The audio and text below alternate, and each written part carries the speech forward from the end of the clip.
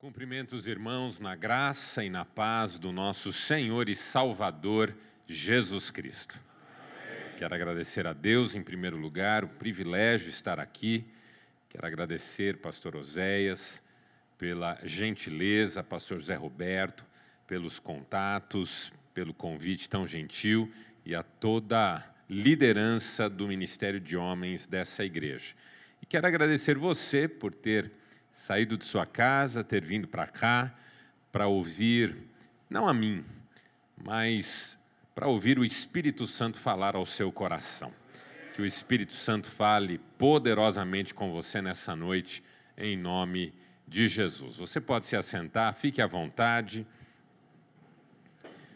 Antes de ler a Bíblia com você, eu quero apenas apresentar 2 livros meus que eu trouxe para colocar à sua disposição. Não trouxe muitas unidades. Essas viagens de avião sempre é mais difícil trazer uma quantidade muito grande de material, mas eu trouxe algumas unidades desse livro, Aprenda a Lidar com a Ansiedade. Já que você quer investir em saúde mental, esse livro vai ajudar muito você, vai ajudar a sua casa, sua esposa, seus familiares, amigos, porque a ansiedade é um grande desafio.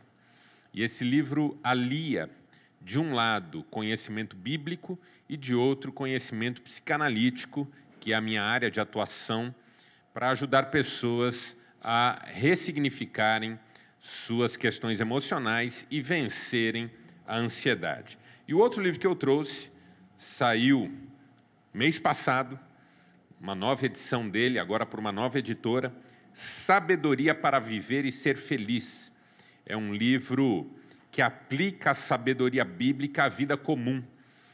Esse livro está todo construído a partir de provérbios bíblicos e faz essa atualização dos provérbios na nossa vida hoje.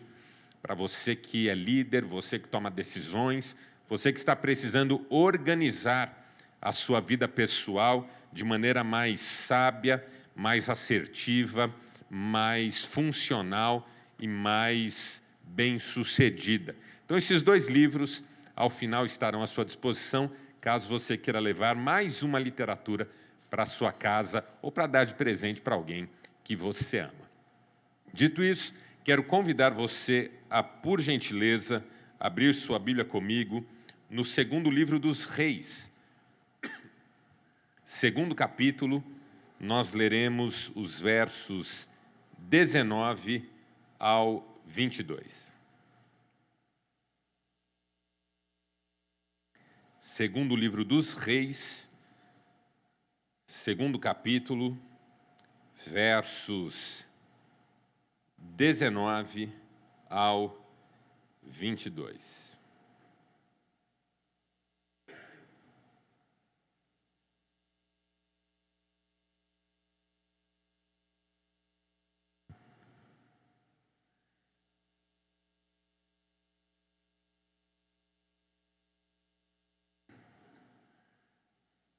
Segundo livro dos Reis, 2º capítulo, versos 19 a 22, diz assim a palavra de Deus.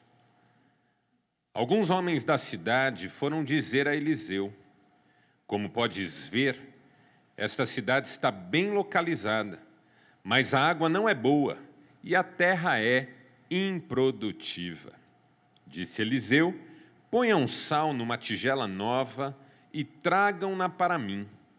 Quando a levaram, ele foi à nascente, jogou o sal ali e disse: assim diz o Senhor, purifiquei esta água, não causará mais mortes, nem deixará a terra improdutiva.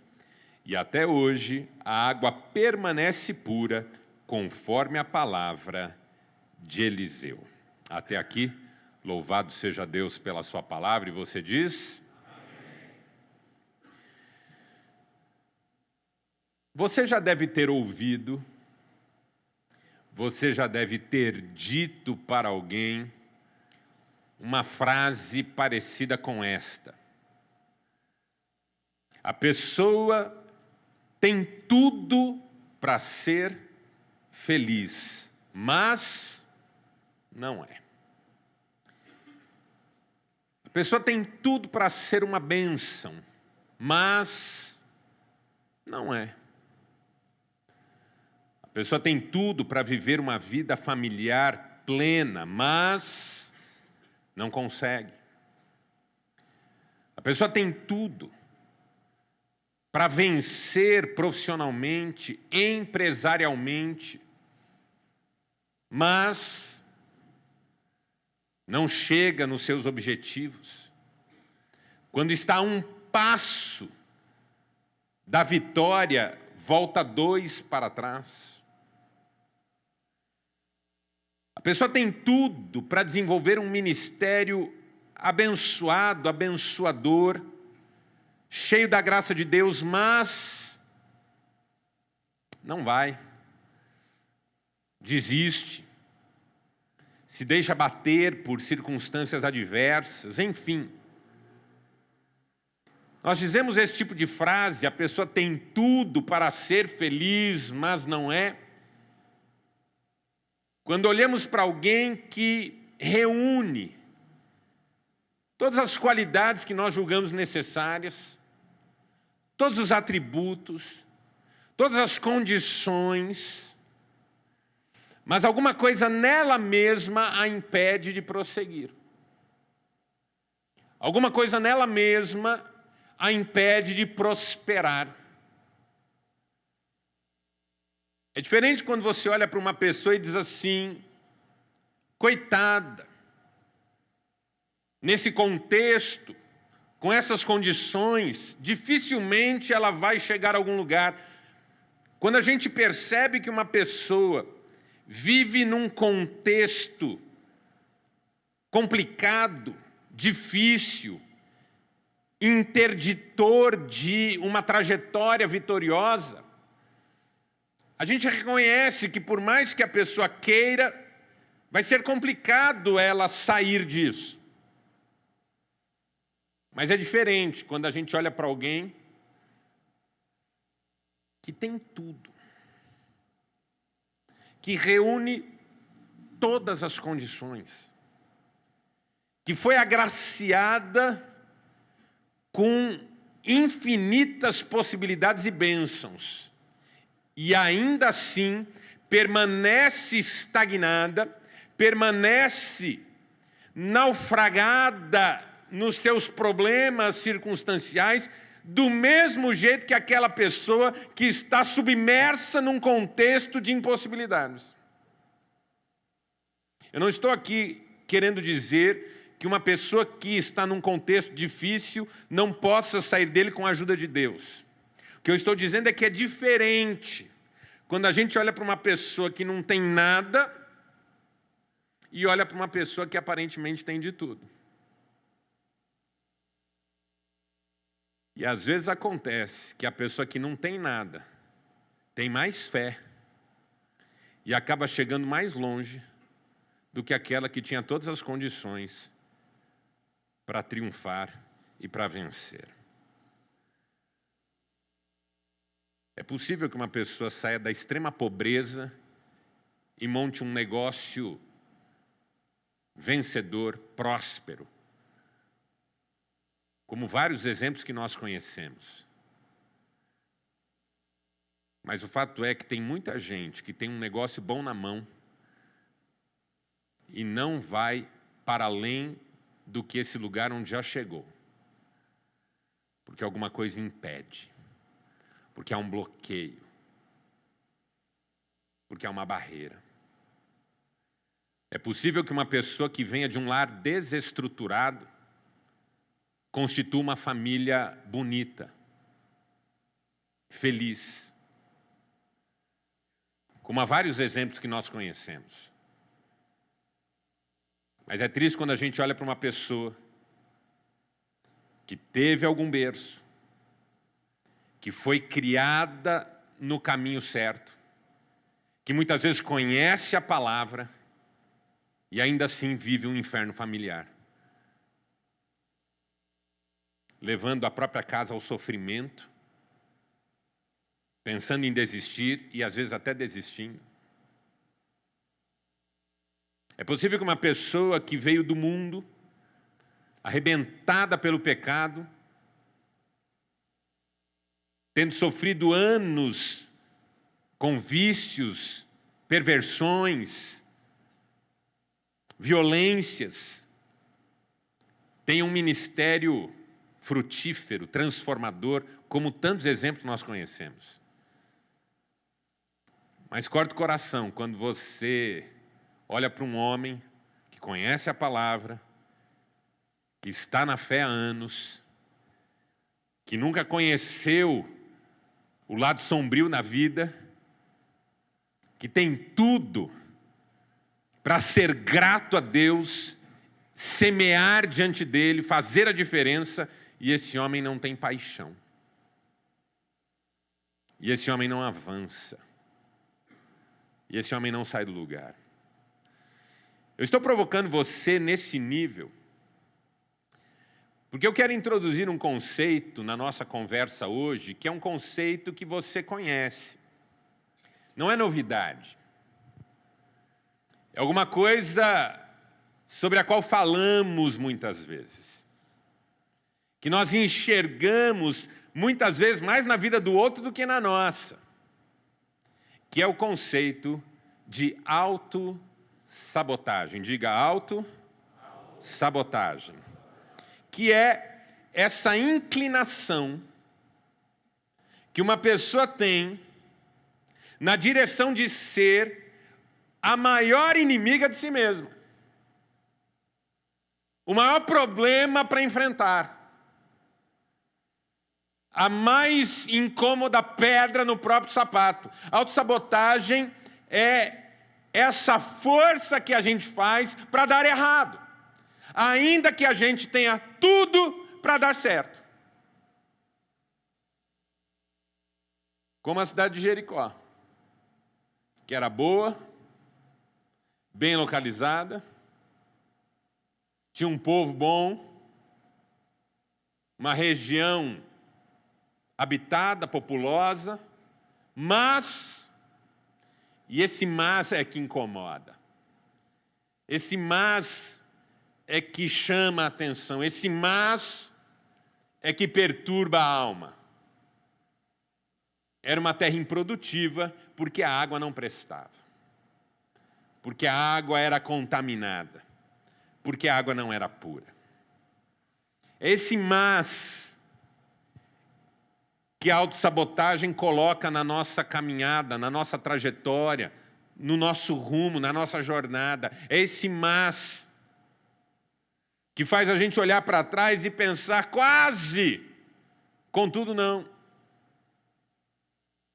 Podia ter sido muito melhor, muito mais simples, muito mais alvissareiro, mas não foi bem assim. Eu podia ter me dedicado aos meus filhos de um jeito espetacular, eu podia ter participado da formação deles, eu podia ter ajudado na construção do caráter deles, eu podia ter dado um exemplo de pai, mas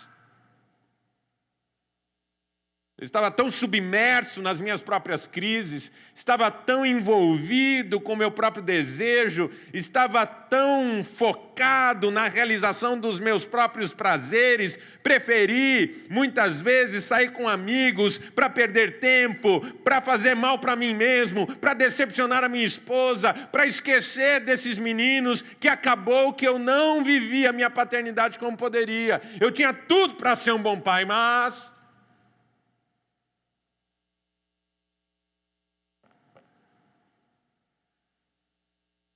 tinha tudo para ter um casamento espetacular. Casei com a mulher que eu gostava. E ela, surpreendentemente, gostava de mim também. Mesmo tendo eu essa fachada que eu tenho. Mesmo tendo eu tantos defeitos. Tinha tudo para a gente viver uma história linda. Ela que pagou tantos preços para estar comigo, quando eu tinha muito pouco a oferecer. Tinha tudo para estar agora contabilizando boas lembranças, alegrias, cumplicidade, parceria, mas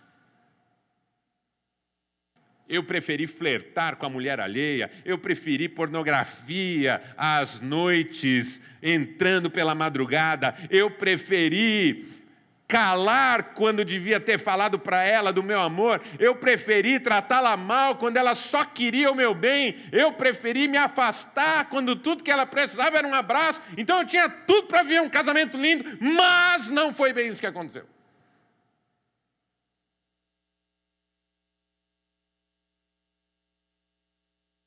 Tinha tudo para ter um ministério cheio do Espírito Santo, frutífero, poderoso, pleno, um galardão incrível.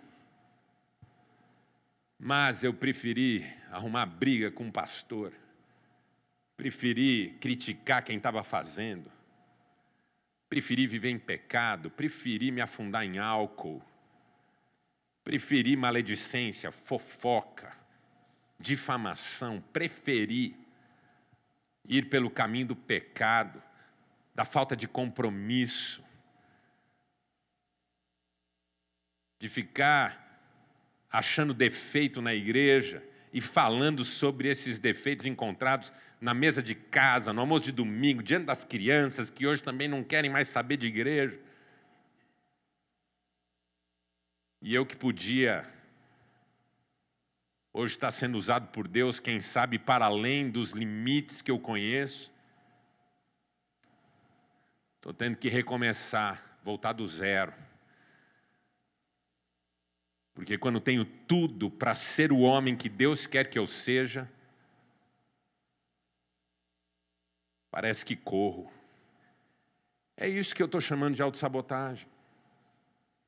Essa minha inclinação para ser a razão pela qual eu ainda não sou quem eu devia ser.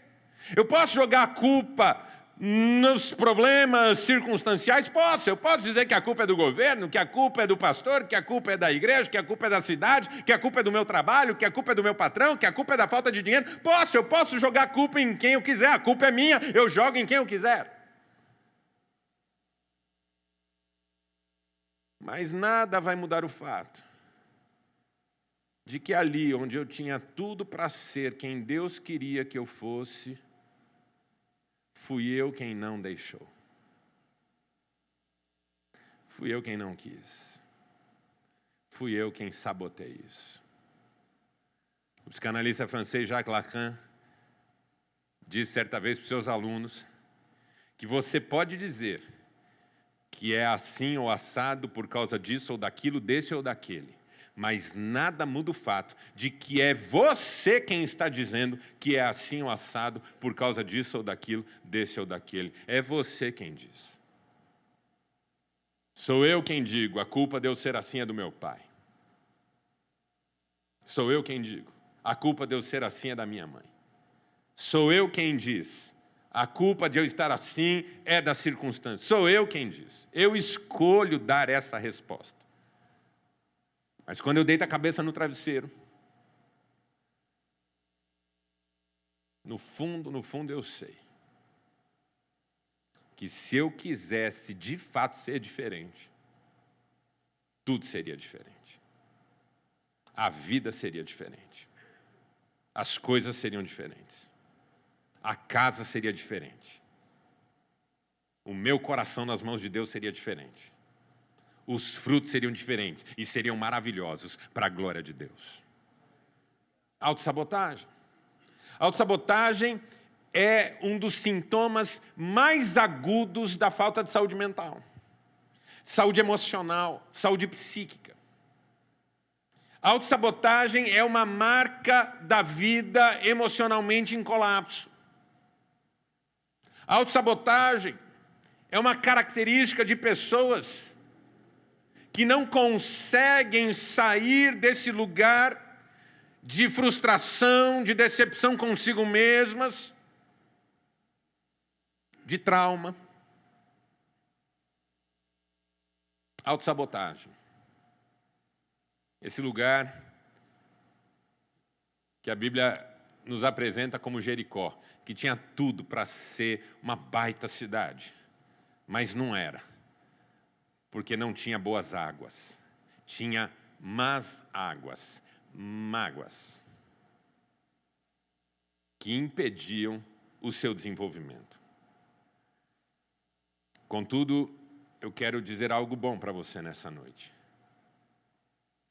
Que eu vim aqui para dizer para você que é possível vencer a autossabotagem e ser quem Deus quer que você seja e vencer as batalhas que Deus quer que você vença.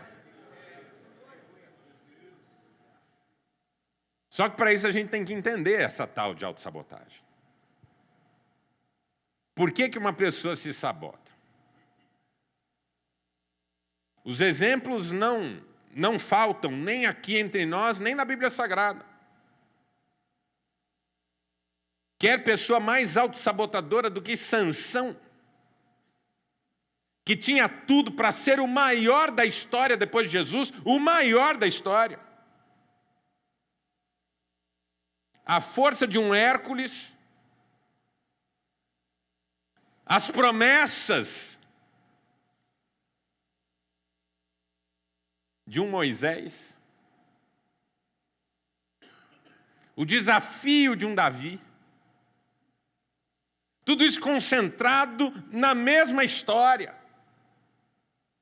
Você consegue imaginar um homem cujo nascimento foi profetizado, que recebeu o Espírito Santo numa época em que isso ainda era pouco conhecido, que podia matar um leão com as próprias mãos e vencer um exército com uma queixada de jumento na mão? Esse sujeito tinha tudo para ser o maior da história.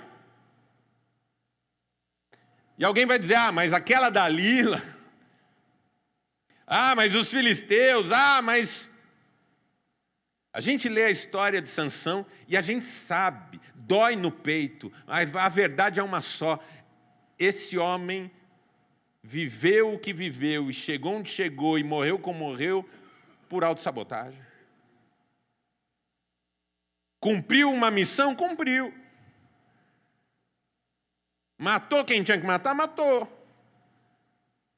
Mas terminou a vida cego, servindo de chacota na corte dos filisteus e tendo que tirar a própria vida junto com as vidas daqueles que ele tinha que vencer.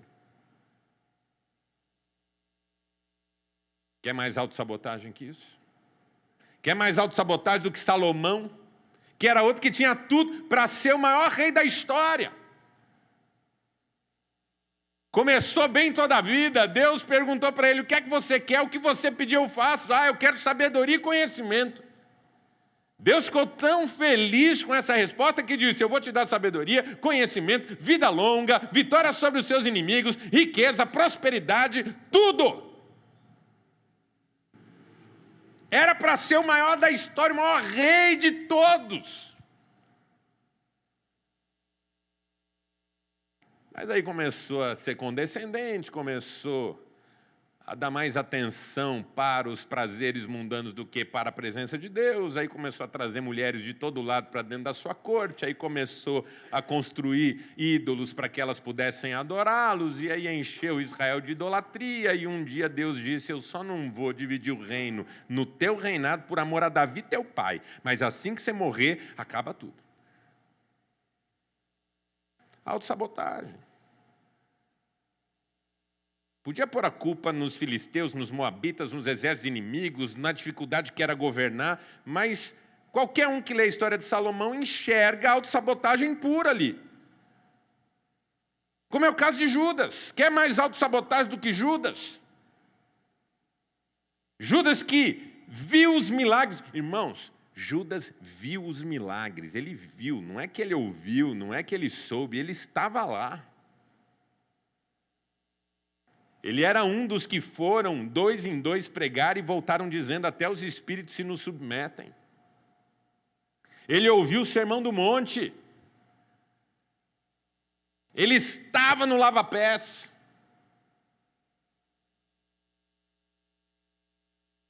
Mas aí tem aquela coisa do coração arrogante, orgulhoso, soberbo. De repente, do meu jeito é melhor que do jeito de Deus. E quando ele deu por si, ele estava pendurado numa árvore para enforcar-se. Autossabotagem. É aquela pergunta que é difícil responder, né? Quem eu seria se não tivesse me sabotado tantas vezes?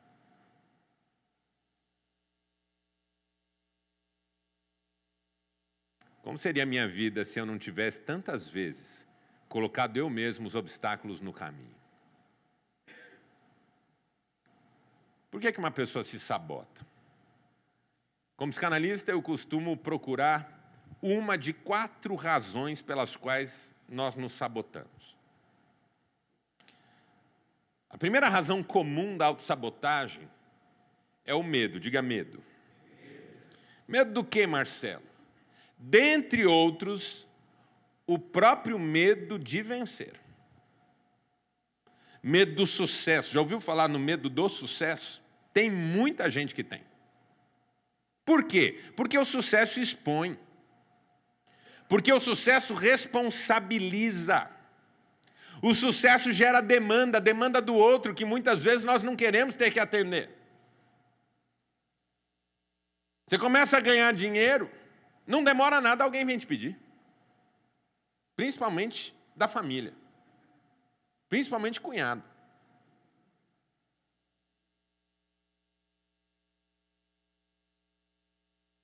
Você não quer ser demandado financeiramente nunca? Vire mendigo. Mendigo não é demandado financeiramente. Pelo contrário, quem vê fica com dó e ainda dá um pouquinho. Você não quer ser demandado por casais que estão em crise? Viva um casamento horroroso. Ninguém pede conselho para gente que vive em pé de guerra em casa. A gente pede conselho para casais que a gente admira, que a gente respeita, que a gente quer imitar. Você quer ser um obreiro bem-sucedido, um pastor bem-sucedido, um líder bem-sucedido? Esteja preparado para lidar com o lado B da vida das pessoas. Para receber mensagens, pedidos, para ser alvo das expectativas, às vezes as mais ilusórias que alguém pode criar sobre o outro. O sucesso expõe, é mais vantajoso viver na mediocridade. Na mediocridade você critica quem está lá fazendo alguma coisa acontecer. Na mediocridade você aponta o dedo. Na mediocridade você fala mal, mas não precisa provar nada, não precisa mostrar resultados, porque na mediocridade a gente acusa, mas não deixa olhar para a gente, porque se olhar para a gente vai perceber que a gente não faz nem a metade.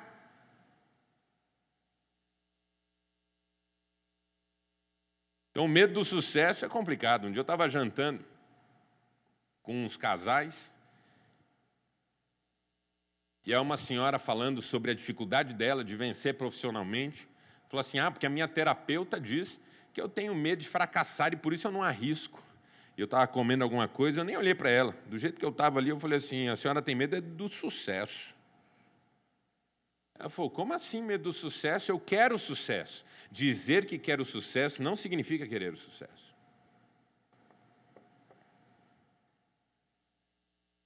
Você pode dizer que quer vencer, mas na hora da batalha fugir da batalha. A questão não é só perder do Golias, a questão também é vencer o Golias. Porque a hora que você vence o Golias, você começa a receber a inveja de Saul. Ninguém dos que tremeram de medo e não foram enfrentar Golias, ninguém desses sofreu as perseguições que Saul empreendeu contra Davi. Ninguém. Você entende essa lógica? Nenhum dos covardes do campo de batalha daquele dia sofreu perseguições da parte de Saul. Só Davi que venceu Golias. Porque a hora que você começa a ser usado por Deus, não demora nada, os invejosos aparecem no cenário. Olha lá, está se achando. Olha lá, só porque ganhou um dinheiro deve estar roubando. Olha lá, Fica lá agora, puxando alguma coisa lá para aparecer para o pastor, para os líderes. Pensando que é melhor que nós. A inveja é um negócio complicado. Você começa a brilhar, vem alguém para tentar apagar essa luz. Porque a luz incomoda. Tanto que o próprio Jesus foi vítima disso. A luz veio ao mundo, mas os homens amaram mais as trevas do que a luz. Por quê? Porque as suas obras eram más. E tem gente invejosa no mundo, irmãos. Porque o que é inveja? Não é só o desejo de ter o que o outro tem. Isso é uma parte da inveja. A inveja é basicamente a sensação de que o outro é feliz com o que tem, com uma felicidade que eu não tenho. Por isso que existe o fenômeno curiosíssimo de gente que tem bastante e tem inveja de gente que tem menos. Já viu isso? O dono da empresa que tem inveja do porteiro? Por quê? Porque o dono da empresa, que é dono da empresa, que tem uma casa gigantesca, que tem um carro do ano importado, que tem uma fazenda, que tem ações, que viaja para o exterior, que anda de helicóptero, não dorme com a esposa faz anos, porque ela dorme num quarto e ele dorme no outro. Não dorme sem tomar remédios poderosíssimos para fazê-lo ter sono. Sofre crise de ansiedade, tem transtorno de pânico. Não sente que tem amigos de verdade, porque ele não sabe se as pessoas gostam dele ou do dinheiro que ele tem. Já o porteiro está de boa. Ele torce para o Corinthians.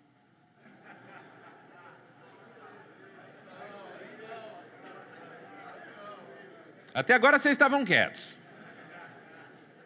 Olha a inveja aí, ó.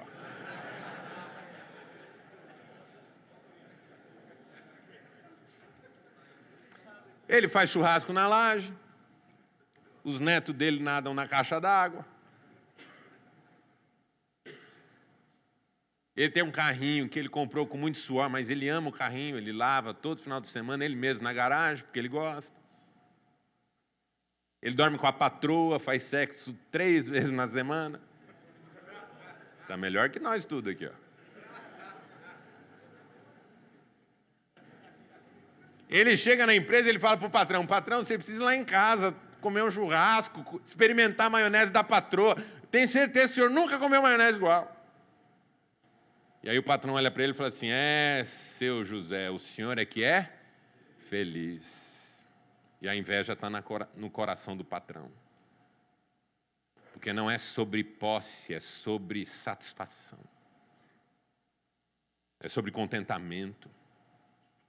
É sobre plenitude. Você entende isso? Quando você começa a ser quem Deus quer que você seja, aqueles que não querem ser também não querem que você seja, porque isso evidencia o não querer deles. Quem você pensa que é para sair da desgraça? Quem você pensa que é para ter sonhos? Os irmãos de José. Quem você pensa que é para ser melhor que nós? Para ganhar presente do Pai? Para ter os sonhos que Deus põe no seu coração? Está errado. Então você se sabota quando tem medo de ser criticado, de ter dedos apontados para você, de ser visto nesse lugar de alguém a quem Deus usa.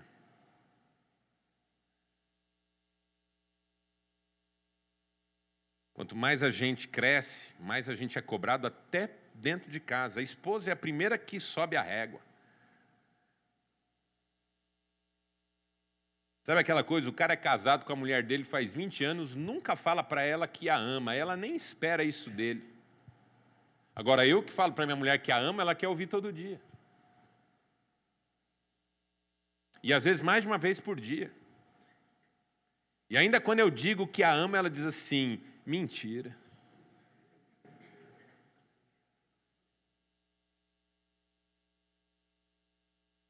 Você que vai atrás de sua mulher só quando quer fazer sexo, nem banho toma. Vai lá com aquela cuecona com um pingo.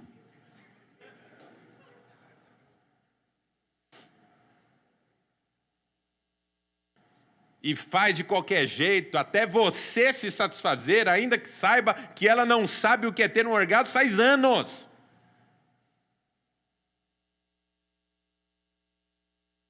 Você às vezes tem sexo a hora que quer, porque a mulher pensa assim, eu vou fazer logo porque ele me deixa em paz.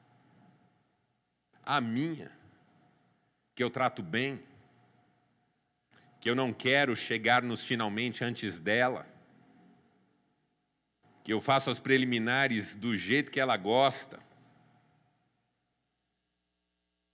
Toda vez que eu quero, ela diz, tem que me conquistar.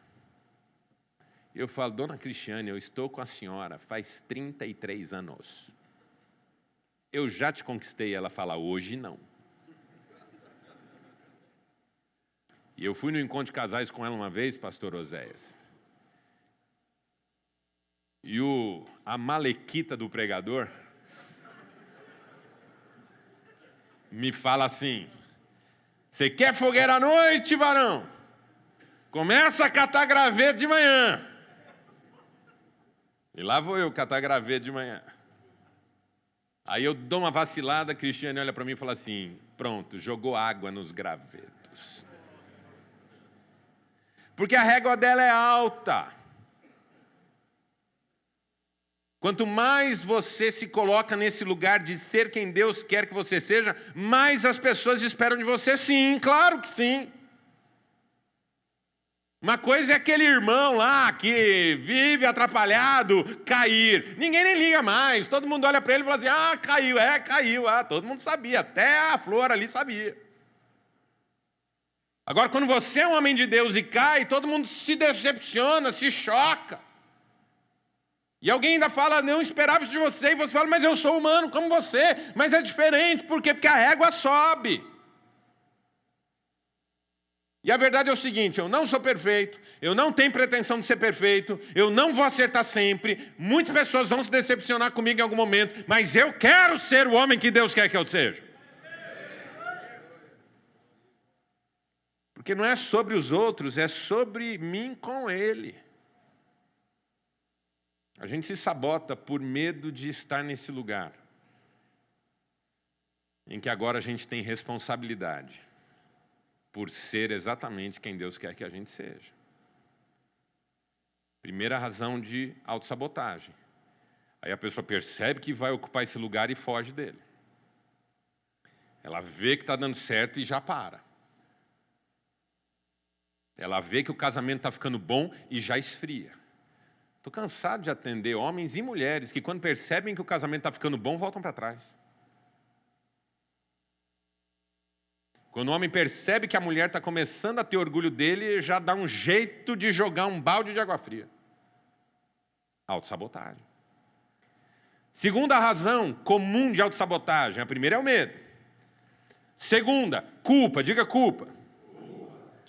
Por que a culpa é uma razão de autossabotagem? Porque a pessoa que carrega culpa precisa ser punida. E se a vida não punir, ela se pune. Eu atendi na clínica uma vez um homem com um transtorno de pânico seríssimo. Diagnóstico psiquiátrico, remédios potentes, tarja preta. Teve uma crise de pânico uma vez, às vésperas de uma viagem internacional.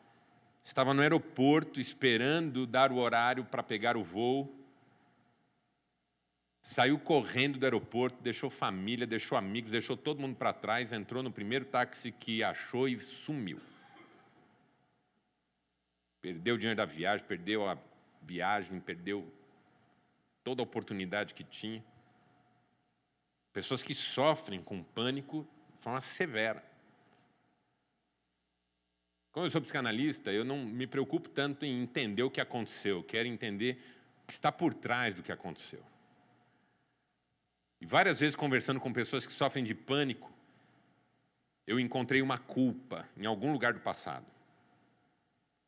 Culpa por ter tido vergonha de um pai que era pobre, simples, mas era trabalhador e honesto. Culpa por ter trazido prejuízo para uma família que já lutava muito e sofria muito. Culpa por ter cometido um erro. Culpa por ter abusado de um irmão ou de uma irmã mais novos.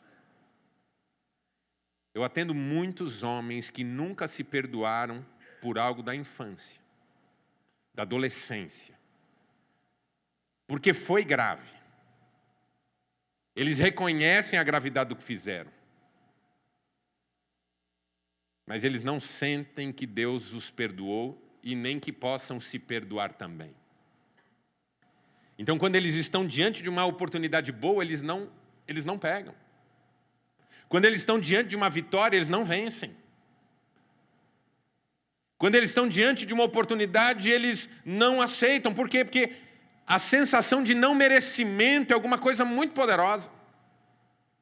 Veja, eu preciso dizer para você aqui, como psicanalista que sou, que há uma diferença entre mérito numa perspectiva teológica e mérito numa perspectiva psíquica. Mérito, teologicamente falando, é alguma coisa que a gente não tem, porque nós estamos falando em relação a Deus. Eu não tenho nenhum mérito em relação a Deus, nenhum mérito. Deus faz tudo que faz por mim por graça. E a graça é favor imerecido. Então, diante de Deus, eu não tenho mérito. Nenhum. Eu não tenho nada de bom. A própria palavra diz isso. Não há nada de bom em mim. Todos os meus atos de justiça são como um trapo imundo. Miserável homem que sou, quem me livrará do corpo dessa... Eu tenho clareza disso, que eu não sou ninguém, sobretudo diante daquele que é tudo em todos. Mas quando eu recorto esse lugar psíquico, emocional, o mérito é uma questão de semear e colher. O mérito é uma questão de auto-perdão e sequência de vida. O mérito é essa experiência que me faz entender que se eu tomar bastante água, dificilmente eu terei certos problemas de saúde. O mérito, psiquicamente falando, é essa consciência de que se eu não fumar, eu não vou ter determinadas doenças decorrentes do fumo. Mérito, psicanaliticamente falando, é essa consciência que eu tenho de que se eu lanço a semente de laranja, vai nascer laranja. E se eu tiver uma colheita bonita de laranja, porque plantei boa semente de laranja, adubei o solo, cultivei a terra, reguei a planta, protegidos das ameaças e das pestes e dos riscos todos. E aí eu estou colhendo laranja, ninguém tem o direito de dizer, nossa, que sorte você ter um pomar tão bonito, porque não é sorte, é mérito.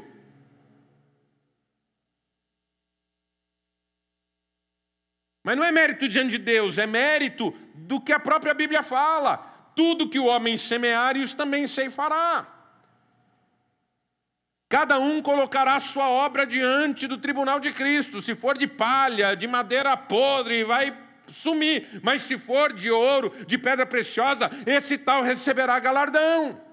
É esse mérito que eu estou recortando aqui. Não é mérito da arrogância, da soberba, do orgulho. É mérito do processo de semeadura e colheita.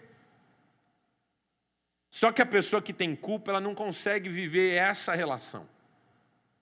Porque ela semeia, mas ela mesma fica esperando dar errado.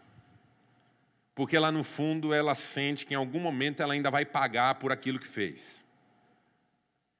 Então o que acontece com uma pessoa que não consegue se livrar da culpa? Ela também não consegue se apegar a nada. Aí eu converso com homens como você, irmão, que eu sei que amam a sua esposa e os seus filhos. Eu sei que lá no fundo do seu coração há um desejo de ser um bom marido e um bom pai. Mas como você não venceu suas culpas e está esperando o dia em que você vai pagar caro por isso, você não se apega para depois não sofrer muito e não impor muito sofrimento. Só que o que você não sabe é que você acaba impondo um sofrimento já. Está assim de homem que por não superar uma culpa, não consegue viver feliz com a família, ainda que lá dentro deseje. Está lá, é só ir lá e abraçar a mulher, é só ir lá e abraçar ela, não tem nada demais, é só ir lá e abraçar ela. Ela vai amar, ela vai corresponder, mas o sujeito não vai por quê? Porque ele não quer que ela se apegue a ele, porque ele acha que em algum momento tudo vai ser tirado dele. E nem sempre isso é um pensamento consciente, às vezes é inconsciente, acontece nesse lugar aqui dentro que a gente nem percebe que está acontecendo. Mas a pessoa se sabota. Aí ela recebe uma oportunidade de ouro e joga no lixo. Por quê? Porque ela não merece. Aí Deus abre uma porta e ela não entra. Por quê? Ah, não sou digno. Irmão, com todo respeito, você não é digno, eu não sou digno, ninguém nesse auditório é digno, mas há um sangue sobre as nossas vidas que nos dignifica, há uma salvação que nos alcançou, há o nosso nome escrito no livro, e Deus tem bênçãos infinitas para compartilhar conosco. Não é sobre viver em função de bênçãos, não é sobre se apropriar de bênçãos, eu não preciso me apropriar de nada, Deus me dá. É sobre eu cuidar do que Deus me dá, porque quem não sente que merece acaba perdendo, entende isso? Crianças que foram mal na escola e mesmo assim recebem um presente do pai, muitas vezes pela sensação de culpa acabam perdendo o presente. Porque internamente sentem que não merecem. Então o que eu digo? Se uma pessoa tem culpa, ela precisa resolver a culpa. Porque enquanto ela não resolver a culpa, ela vai continuar se sabotando para punir a si mesma. A Bíblia diz isso. A Bíblia diz que a culpa pressupõe o quê? Castigo. Então quem não se libera de culpas, nunca para de esperar castigo. E quem vive da expectativa de castigo, não semeia. Por quê? Porque a qualquer momento vai cair um fogo do céu sobre a minha plantação. Terceiro, esse terceiro é treva pura, irmãos. Treva pura. Terceira causa de autossabotagem é rancor. Diga rancor. Você pode chamar de rancor, você pode chamar de mágoa, você pode chamar de ressentimento. O que é? Esse sentimento que é, no fundo, um ódio por alguém que atravessou o seu caminho e impôs um prejuízo do qual você sente que não consegue se livrar. Porque o que é o rancor? É essa sensação de que a minha vida não será o que deveria ser porque esse outro cruzou meu caminho e inviabilizou isso. É aquele sócio que me roubou e eu nunca mais me levantei das dívidas porque ele me roubou e a minha vida agora é essa desgraça porque ele me roubou e o meu sentimento é que eu desejaria que ele morresse. Porque a minha vida nunca mais será a mesma por causa disso. Rancor é um tipo de vitimismo que nos mantém amarrados ao nosso algoz, porque a existência dele ajuda a explicar o nosso fracasso. E assim, qual que é a relação de rancor e autossabotagem? Que se você quer continuar guardando mágoa de alguém, você não pode vencer, porque se você vencer, a sua mágoa fica sem sentido. Entendeu isso? Quem entendeu diz amém. Eu vou repetir. Se você precisa guardar mágoa, rancor, ressentimento de alguém, você não tem autorização para vencer. Porque o dia que você vencer, essa mágoa fica sem sentido. Como é que eu vou acusar o sujeito de ter desgraçado a minha vida se eu estou bem? Não posso.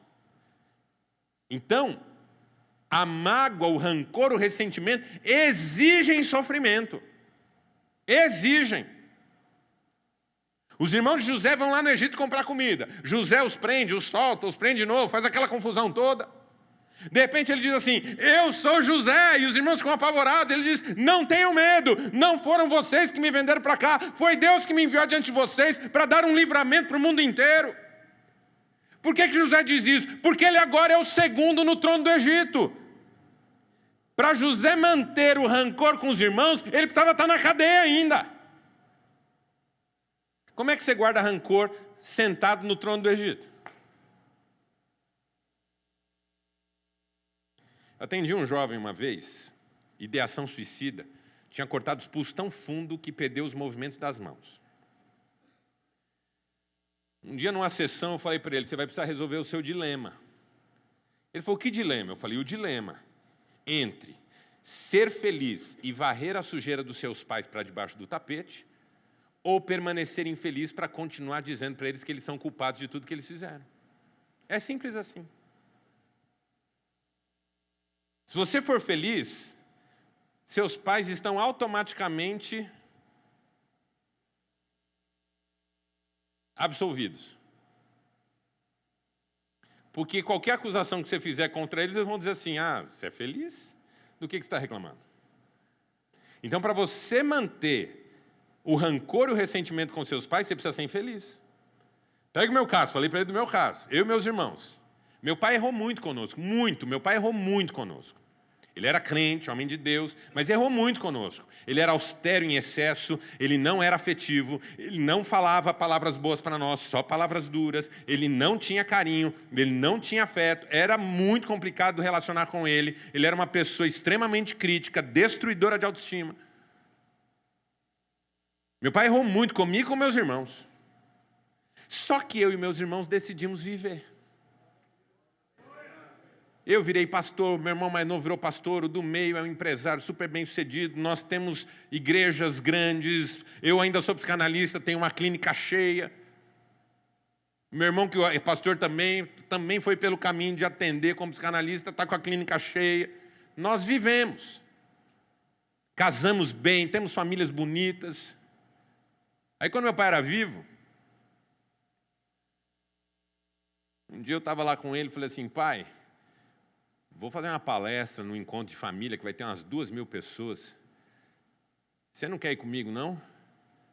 Aí, como eu estava preocupado dele não querer ir comigo para me ouvir, eu falei assim, vai ter um sujeito lá muito legal, famoso, conhecido no Brasil todo, vai falar sobre educação de filhos. Vai ser legal toda a vida. Meu pai olhou para cima, pôs a mãozinha assim no queixo e falou, tá aí. Alguém para falar de educação de filhos era eu. Eu falei, por quê, pai? Ele falou, porque olha os filhos que eu criei. Aí eu não aguentei, eu falei, não. O senhor errou muito conosco, pai. O senhor errou muito conosco. Ele olhou para mim e falou assim, estou vendo como vocês sofrem. Ou seja, meu pai estava absolutamente justificado.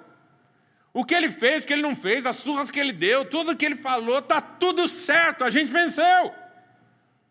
Aí eu falei para meus irmãos, irmãos, para a gente convencer o pai que ele errou conosco, é o seguinte, você vai se endividar, você vai usar droga e eu vou adulterar. Aí eles falaram, por que você vai adulterar? Eu falei, sorteio.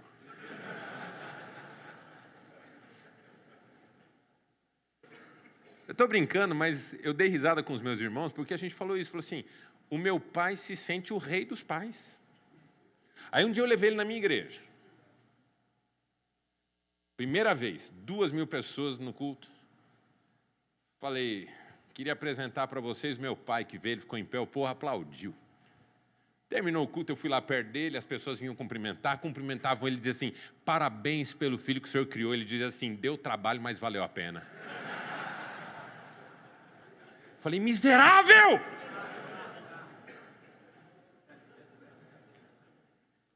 Você entende que meu pai podia ser feliz porque eu era feliz? Então, se eu quisesse que ele sofresse os erros que ele cometeu comigo, eu tinha que ser infeliz. E isso é autossabotagem. Autossabotagem, depois que você ouviu aquele pastor, aquele líder falar uma palavra que você não gostou, você tem que viver o resto da vida nesse lugar em que nada acontece. Porque você precisa continuar culpabilizando isso. Se você vencer, o pastor vai achar que fez certo. Você entende essa lógica? Tua mulher te deu um grão, envergonhou você na frente da sua família. Você muda, ela vai achar que ela tem que fazer isso toda vez. Então não, você tem que ficar amargo, azedo, para mostrar para ela que nunca ela podia ter feito isso e que você não vai perdoá-la até você morrer, e vai morrer doente. Para deixar claro para todo mundo que você é uma vítima. Autossabotagem. O rancor é uma fonte poderosa de autossabotagem. Mas tem uma quarta, que também é treva, que é a falta. Diga falta. Falta é um negócio complexo, e eu vou explicar para você.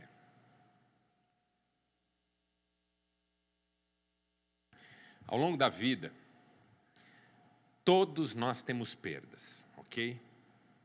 Não tem nenhuma pessoa aqui que não tenha perdas consideráveis na sua história. Nenhuma. Eu perdi meu pai cedo, perdi minha mãe cedo. Eles foram cedo, pelo menos na minha opinião. Perdi oportunidades, perdi dinheiro. Todos nós aqui temos perdas que nos machucaram. Só que, às vezes, essas perdas nascem de uma saudade. Determinadas perdas, a gente perde para ver se alguém nos socorre. Eu vou explicar melhor isso. Imagina uma criança que foi criada por um pai que o tempo inteiro vinha resolver o problema dela. Imagina uma criança que foi criada por uma mãe que não deixava ela resolver nada, porque quando precisava resolver alguma coisa, essa mãe entrava em cena. Imagina uma casa onde você foi ensinado a esperar do outro a solução.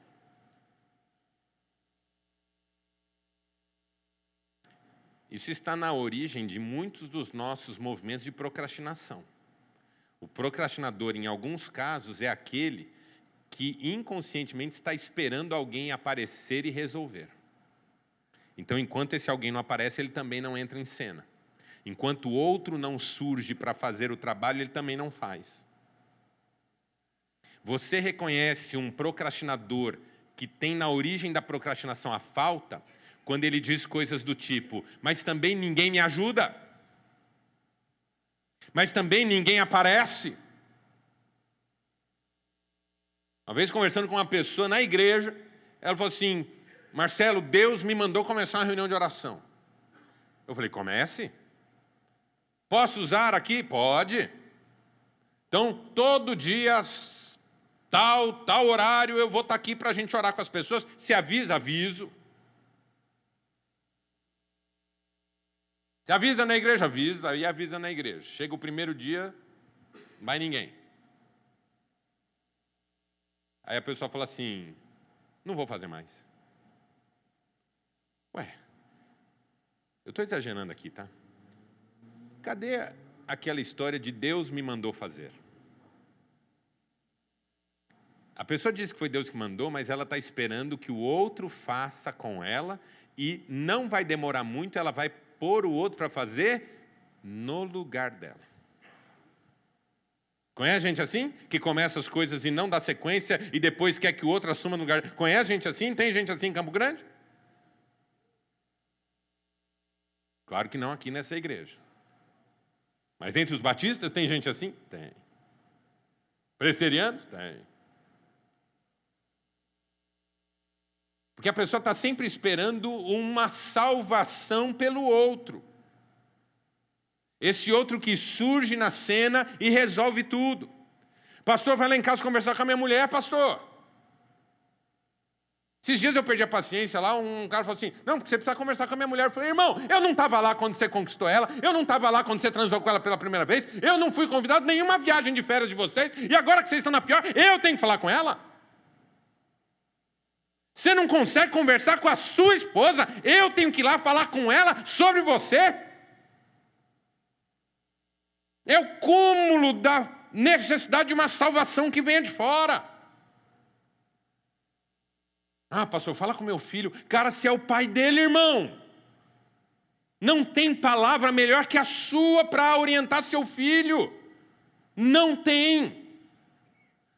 Mas é essa cultura interior de o outro precisa fazer, senão não vai acontecer. Aí eu fico sabotando os meus processos. Por quê? Porque eu preciso que o outro os assuma. Então assim, ó, deixa eu dizer uma coisa que eu tenho certeza que acontece aqui também, com todo respeito. Todos nós sabemos que Deus ouve orações. Quem diz amém para isso? Mas nem todos oramos. Alguns de nós só pedem orações. Faz algum sentido isso espiritualmente falando? Faz algum sentido você viver de pedir oração para o outro? Ah, mas não posso pedir? Claro que pode. Eu estou falando de alguns que só pedem, mas não oram. É uma bênção quando alguém ora por mim. É uma bênção quando alguém ora pelo pastor Oséias. Mas nem eu nem o pastor Oséias vivemos da oração dos outros. Porque não é isso que a Bíblia ensina. A Bíblia ensina que você vai, entra no teu quarto, fecha a tua porta e fala com o teu pai que te vê em secreto, e o teu pai que te vê em secreto te recompensa.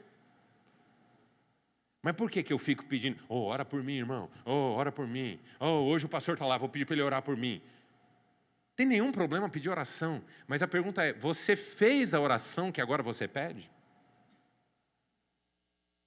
Porque se você não fez a oração que agora você pede, você está nesse lugar que eu estou falando, o lugar da falta. Eu preciso de alguém que preencha a lacuna daquele que se perdeu. Então, como não tem mais meu pai aqui, preciso que o pastor ocupe esse lugar. Como não tem mais minha mãe, preciso que a esposa do pastor ocupe esse lugar. Como não tem mais minha mãe, preciso que a minha esposa ocupe esse lugar. Está cheio de homem que trocou mãe pela esposa, mas trata a esposa como se fosse mãe. E aí a esposa, que também gosta de ser mãe, entra no jogo. E aí o cara que largou a mãe para casar com a mulher e transformou ela em mãe, e ela entrou nesse papel e agora é mãe dele, vai demorar nada e vai ver ele arrumar uma namoradinha. Porque quando o homem trata a mulher como mãe e a mulher entra nesse papel, não demora nada ele arruma namorada. Porque o que adolescente faz? Arruma namorada. Aí eu falo para os jovens lá da igreja, principalmente para as jovens, cuidado com esse menino que foi criado pela mãe e a mãe fez tudo por ele e agora ele está querendo que você entre nesse lugar. Sabe o menino que acordou, levantou da cama, foi no banheiro, a pastinha já estava na escova de dente. Aí ele voltou para o quarto, a cama já estava arrumada. Ele foi para a cozinha, a mesa do café estava posta. Ele saiu da cozinha, foi pôr o uniforme em cima da cama. Ele voltou para a cozinha, a mesa já estava tirada. Ele brincou com os brinquedos, foi brincar com outra coisa lá fora. Quando ele voltou, os brinquedos estavam guardados. Ele tirou nota ruim na escola, mas a nota ruim virou boa porque a mãe foi conversar com a professora. Aí esse menino casa, irmão. Casa com a tua filha. Aí, primeiro dia na casa nova deles, que foi você que deu, junto com a mãe dele. Ele acorda de manhã, senta no sofá e fica olhando para a cara da tua filha. E a tua filha está lá tomando um cafezinho que ela mesma passou para ela. E fala, bom dia, meu amor. E ele não responde. Ela fala, tá tudo bem? Ele fala, cadê meu Todd?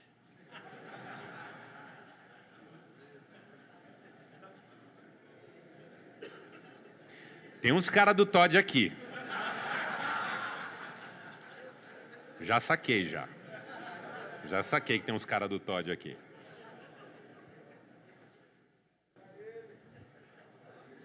Entendeu? Ele já fez substituição. E aí, quando ele fizer uma bobagem, quando ele der uma mancada, quando ele errar, sabe o que ele vai fazer? Ele vai dizer, foi ela que não me ajudou, foi ela. É aquele homem que traiu a mulher e fala assim, mas ela que não fazia sexo comigo. Tenha dó, irmão. Por quê? Porque é o outro que tem que fazer eu ser quem eu tenho que ser, não sou eu. Eu preciso ficar fazendo substituições. E aí, quando eu encontro Deus, eu não quero um Deus que me transforme, eu quero um Deus que me socorra. E vivo de autossabotagem em autossabotagem, porque preciso criar situações de problema para que o outro venha me salvar. A pessoa que precisa ser salva e não é salva por bem, vai ser salva por mal. Se o problema que ela deu não foi tão grave, ela vai dar um pior. Dinâmicas da autossabotagem. Que é um sintoma da infantilidade emocional. Da falta de maturidade psíquica. da dificuldade de se deixar Deus tratar o coração. E aí você tem tudo para ser feliz, mas não é. Tem tudo para ser uma bênção, mas não é. Tem tudo para ser vencedor, mas não é. Tem tudo para ver uma família linda, mas não vive. Tem tudo para ser um profissional espetacular, mas não é. Irmãos, quantos dons e talentos nós temos aqui, e eles de repente não estão nem aparecendo. O mundo ainda não sabe o que Deus pôs na nossa mão de ferramenta. Como a cidade de Jericó, super bem localizada, mas ninguém queria morar lá. Por quê? Porque a água não prestava. O que a gente faz? Essa é a pergunta que talvez você esteja fazendo.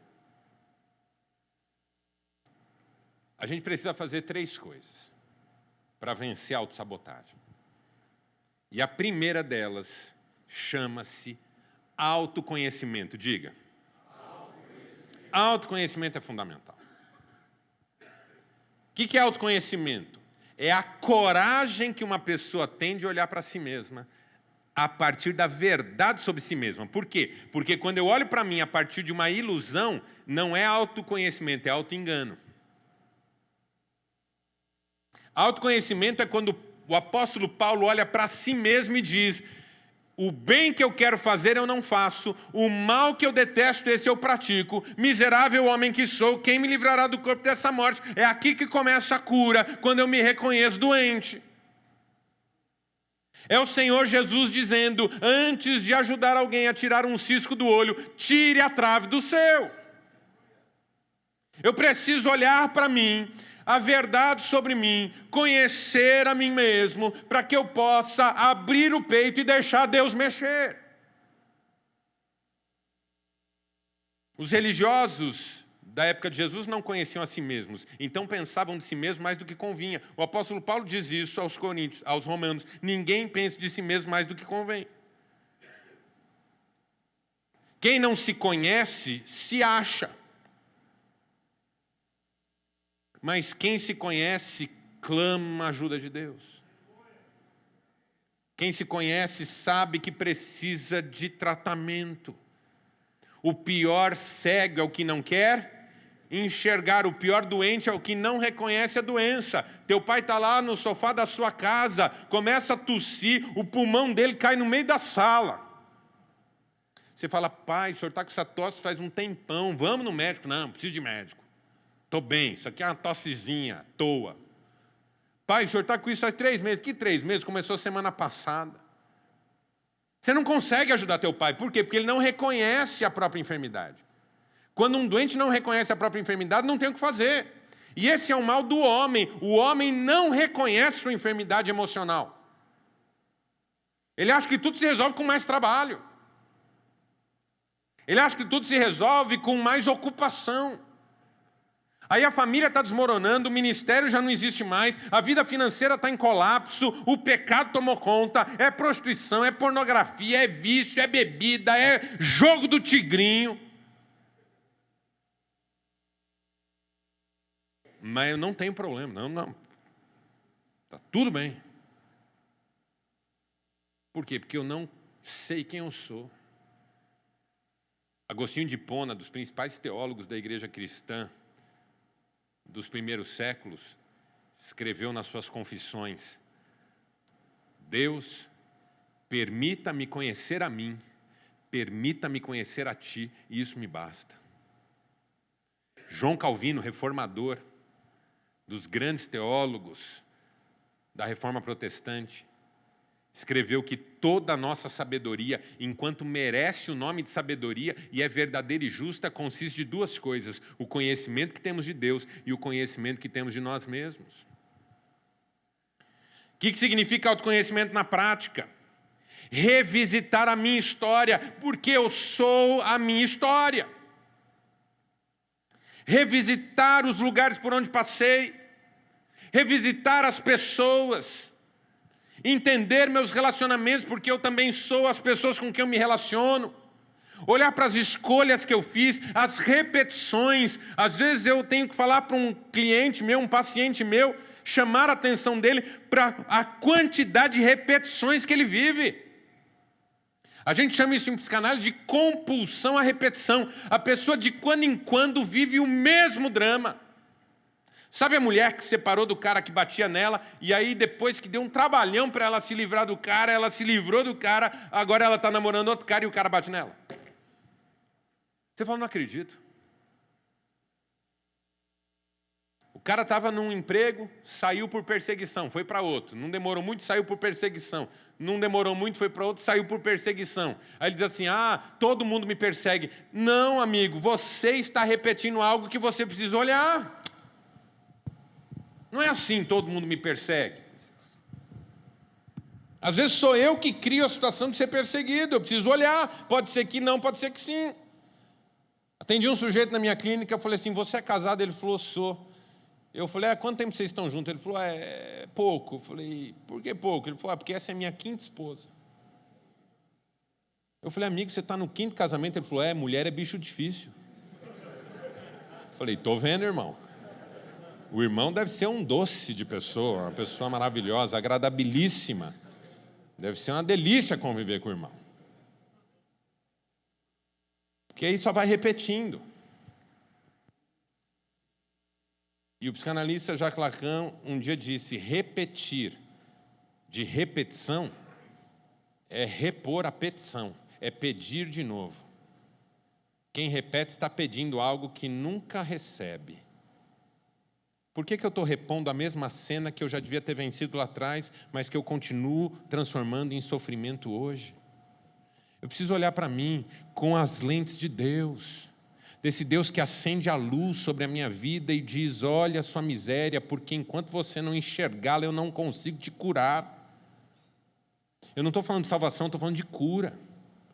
Enquanto Jonas não sentia que precisava de cura, Deus precisou chamá-lo para Nínive e fazê-lo passar por tudo que ele passou, para que ele pudesse entender que ele estava mal. Autoconhecimento é quando a gente se dispõe a olhar para essas causas de autossabotagem.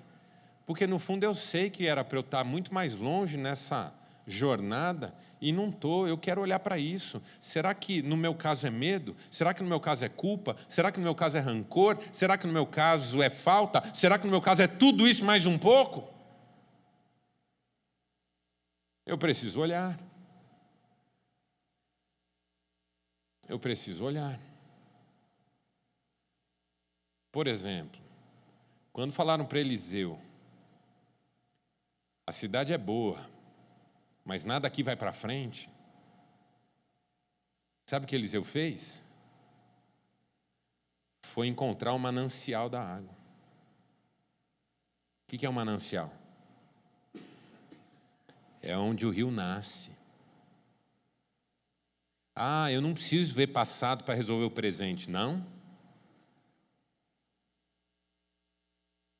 Se você não resolve o passado, o presente continua preso ao passado. Resolver passado não é viver o passado de novo.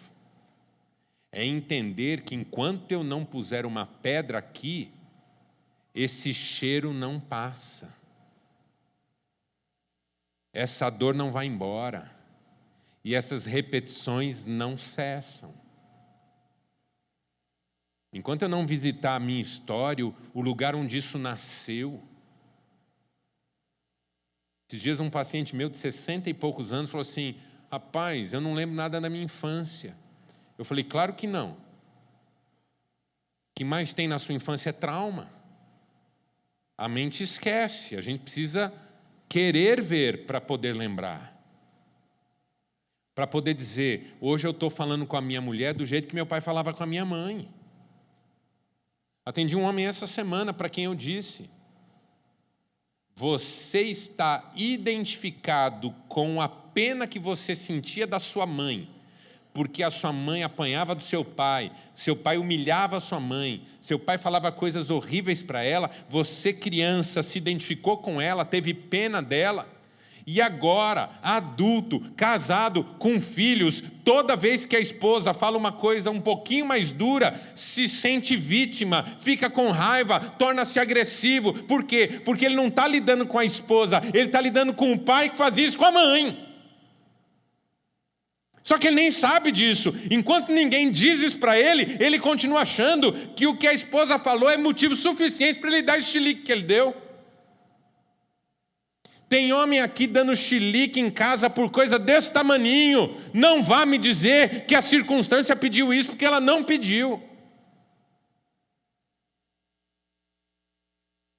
Agora, por que eu perdi as estribeiras? Por que eu bati na minha mulher?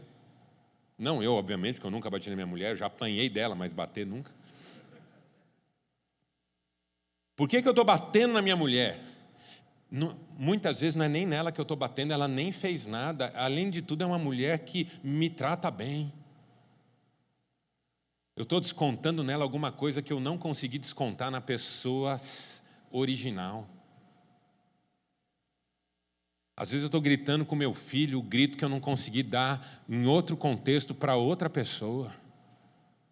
É o passado que está me prendendo, me aprisionando. Eu não estou vivendo o meu presente, eu estou vivendo alguma coisa que não se fechou, que não se resolveu. Eliseu pega e pergunta: onde é que esse rio nasce? Porque a cura começa onde o rio nasce, não onde ele já está podre. Você não vai limpar um rio passando redinha nele para tirar sujeira. Você tem que ir onde o problema começa. Onde o primeiro esgoto é despejado, tem que fechar essa tubulação. Onde a primeira cidade deposita lixo ali, tem que proibir, multar todo mundo. Enquanto você não for na origem, na causa, você não vai resolver o problema lá na frente. Foi isso que Eliseu entendeu. Onde é o manancial desse rio, é lá que a gente vai fazer alguma coisa, é lá.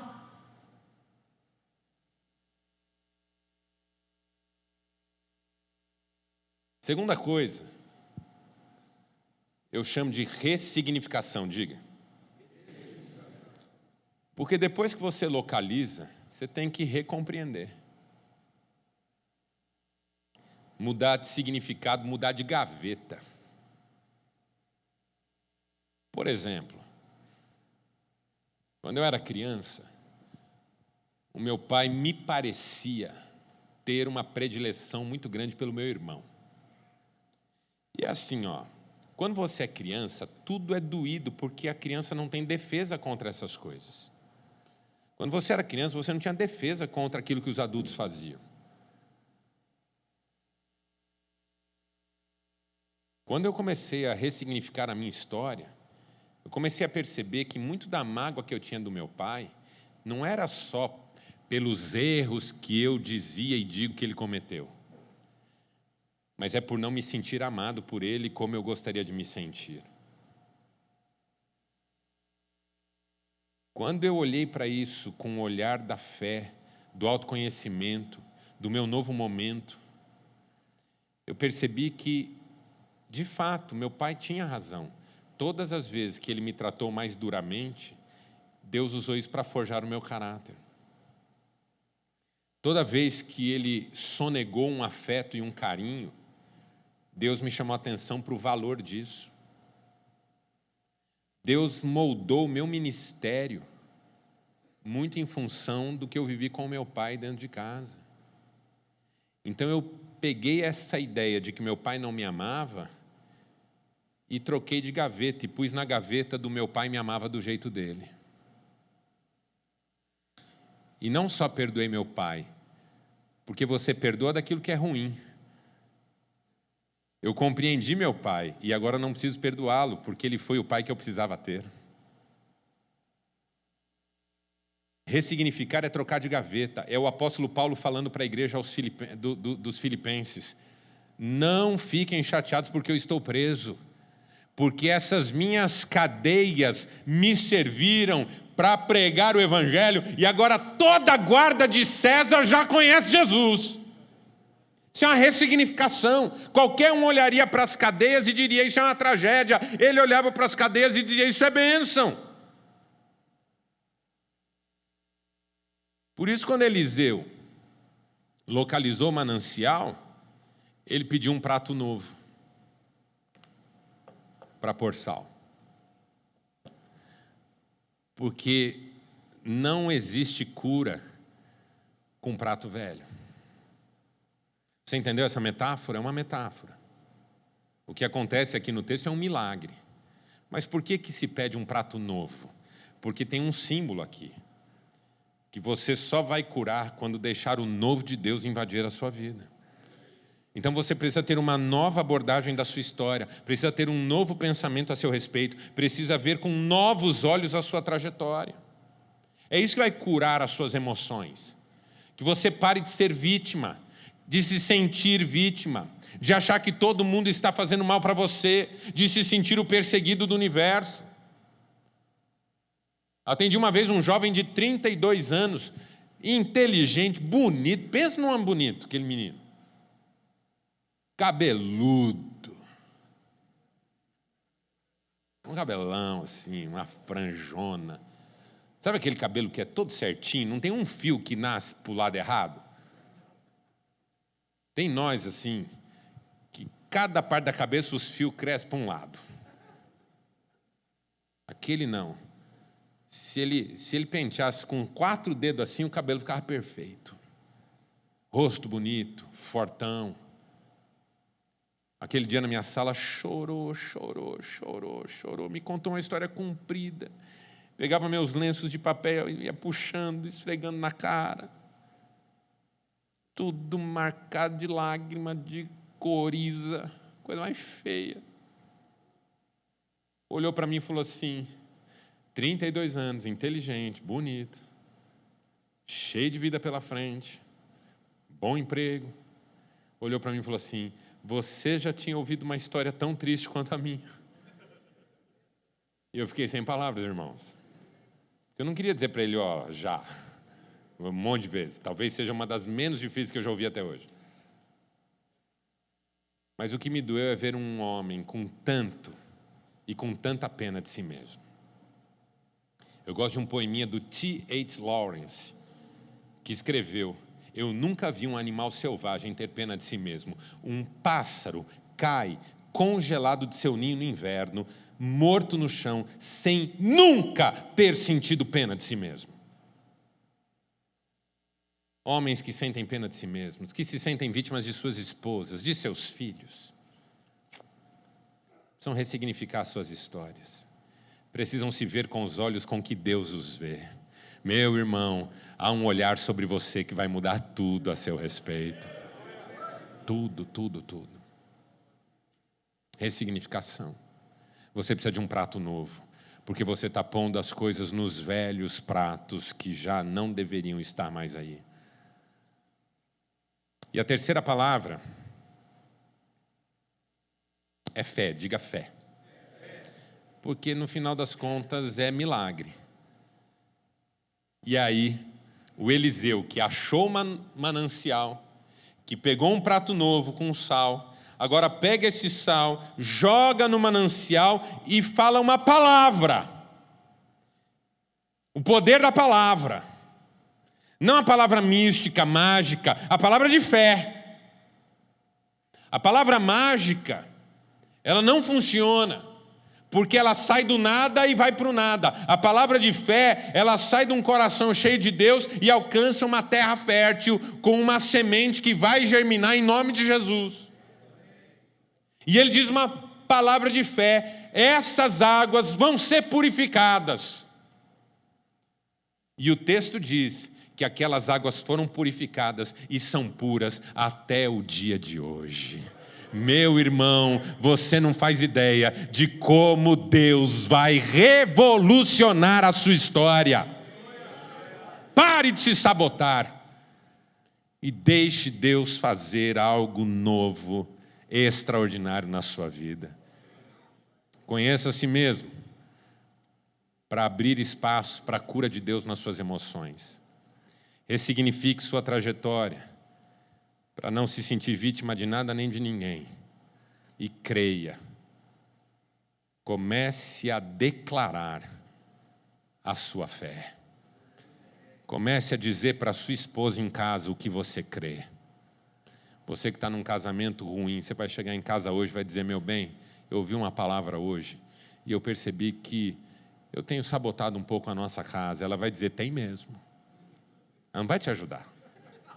Não tem a menor dúvida disso. Vai falar, bem, eu percebo que eu estou precisando mudar. Ela fala, ai, finalmente. Já não é sem tempo. Sua esposa não é angelical, irmão. E às vezes fica possuída.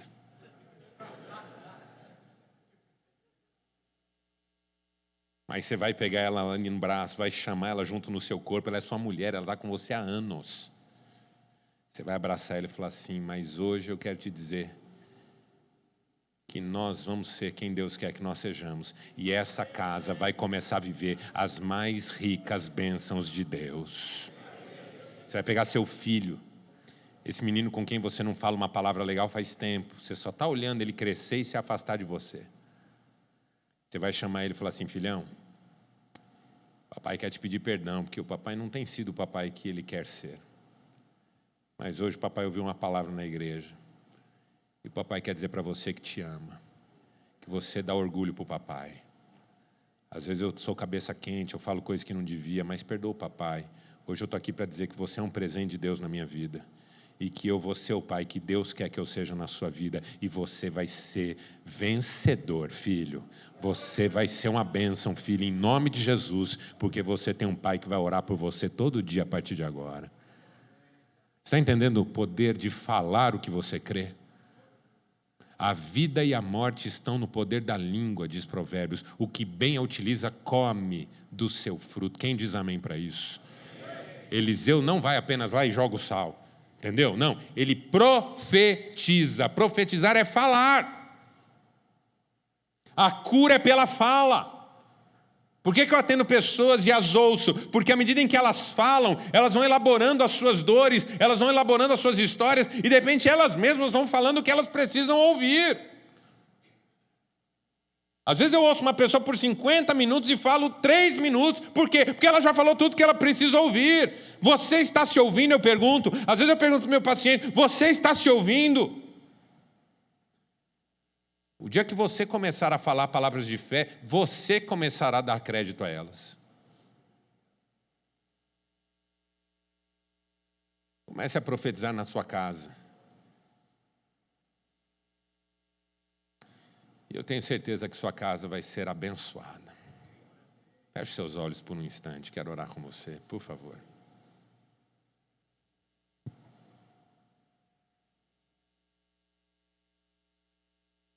Eu quero orar com homens que sabem e sentem que se sabotam. Mas a partir de hoje, não mais. Em nome de Jesus, não mais. Não mais. Não mais, eu não vou mais me sabotar. Eu não vou mais criar problema onde não tem. Eu não vou mais deixar escorrer pelos meus dedos as bênçãos que Deus tem me dado. Eu não vou mais desperdiçar aquilo que eu tenho recebido do Senhor. Não mais. A partir de hoje, não mais. Em nome de Jesus. Quero orar com você que sabe que pode viver infinitas possibilidades em Deus. Quero orar com você que sabe que tudo pode ser diferente na sua casa, no seu trabalho, na sua vida financeira, no seu coração, nas suas emoções. Quero orar com você que sabe que Deus tem mais para você. Quero orar por você que reconhece que muitas vezes foi você mesmo quem impediu que coisas lindas acontecessem na sua história. Quero orar com você que hoje quer experimentar uma mudança tremenda na sua vida. E se esse for o seu desejo, eu vou convidar você a sair do seu lugar e vir aqui à frente. Porque eu vou orar com você. E hoje toda autossabotagem chega ao fim. autoconhecimento, ressignificação e fé. Essas águas vão ser purificadas hoje, em nome de Jesus. Essas águas vão ser purificadas hoje.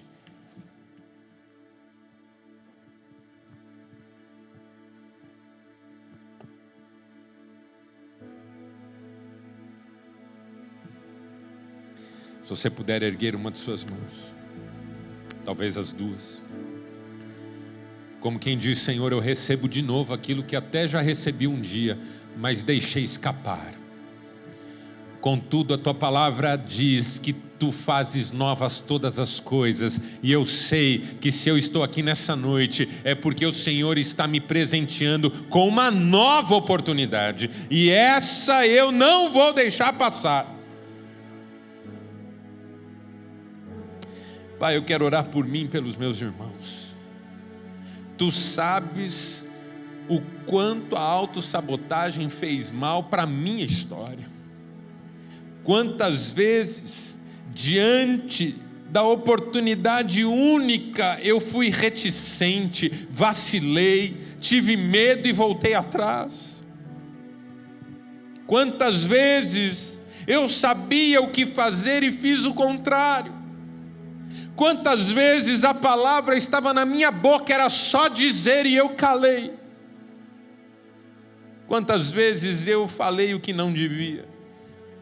Quantas vezes eu deixei sentimentos ruins tomarem conta da cena. Meu Deus, eu já me sabotei tantas vezes. Já me sabotei por medo do sucesso, porque a demanda me faz me sentir cobrado, e eu não lido bem com cobranças, porque o meu pai me cobrou muito.